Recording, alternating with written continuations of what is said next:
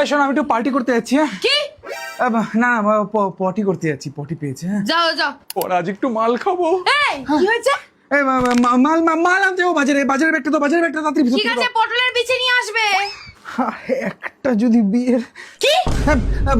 আরে একটা যদি বিয়ের নেমন্তন্ন পেতাম না গো, তাহলে তোমাকে আর একবেলা কষ্ট করে রান্না করতে হতো না গো। মেয়েটা বেশ ভালো তো। কি হয়েছে কি হয়েছে?